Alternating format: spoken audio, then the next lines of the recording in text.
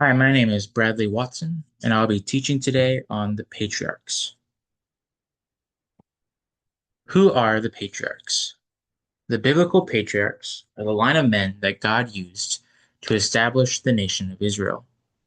These patriarchs are well known throughout the time of the Old Testament and the New Testament, and they're even well known to us because they're all stories that we read in Genesis. These patriarchs are also the father of the line that Jesus came from. First, we have Abraham, who is the first patriarch, probably the most known patriarch. God met Abraham, who was Abram at the time, and promised to bless him uh, if he would move to Canaan. He would bless him by giving him many descendants that would form a nation, and he also promised him a son.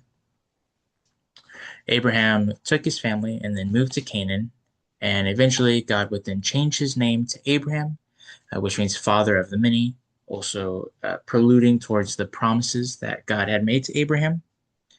After not having children and for a long time and doubting God, um, Sarah would offer her handmaiden Hagar for Abraham to have a son through Hagar, and his name was Ishmael.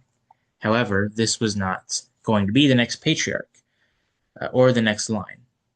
God, sticking to his promise, then gave Abraham and Sarah a miracle son who was Isaac, and they're both given the son at an old age, and this continued the line of the patriarchs. Next, we have Isaac. Isaac began as a man of great faith, primarily when trusting his father when God told Abraham to sacrifice him.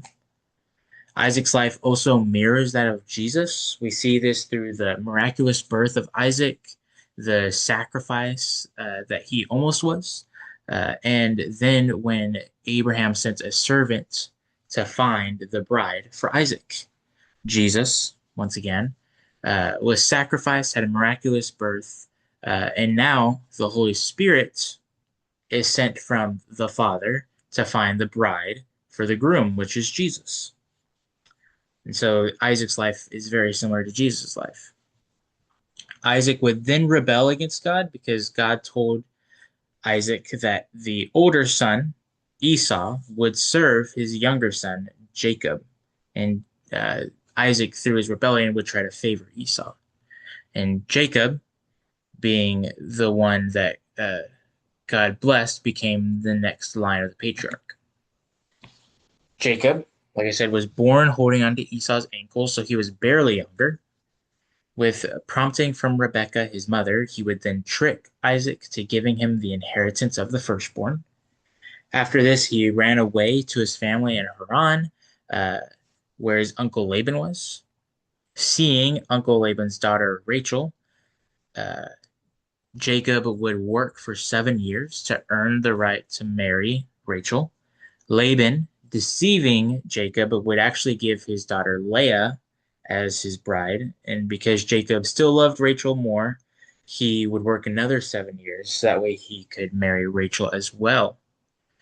Jacob did not love Leah, he loved Rachel. And so God gave Leah the blessing to have children. Jacob was also given the handmaidens of both Rachel and Leah to have children. And eventually, Rachel had children, and this resulted with 12 sons and one daughter between all four women. Jacob then went to go reconcile with his brother Esau, and in this time, he would end up wrestling with God, and God would change his name to Israel. And so the nation of Israel took his name because he fathered that nation. So the 12 sons of Jacob were also patriarchs, but they were patriarchs of the tribes of Israel.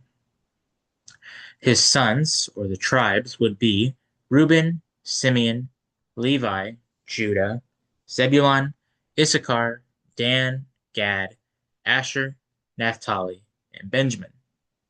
Jacob had a son, Joseph, but he did not make Joseph a patriarch of a tribe. He made his two sons, Ephraim and Manasseh, as tribes of Israel.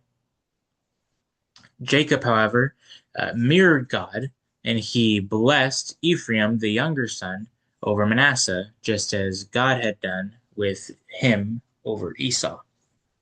Thank you for listening.